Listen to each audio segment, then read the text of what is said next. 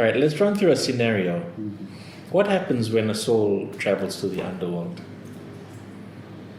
There's only one documented story, Okay. and it's the Nagaubandra documentation. When a person dies, his soul travels into the underworld for 4 days and 4 nights. Is it ferried by... He is looking for his journey to go into the underworld. When he reaches the underworld, he reaches a river. And in the river there is a boat. And the one who's ferrying the boat is called Wakalelealo. So Wakalelealo ferries the deceased to the other side.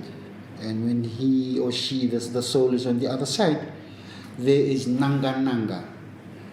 Nanga Nanga asks, are you married or are you single? If the person is single, boo, the soul is beaten until it becomes nothing.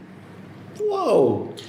If it's a Why? married person, I think because the world of the dead, it's sort of, it's like the Norse legends, the Valhalla, the values of the society are retold in the values. What society values is enshrined in the world of the dead.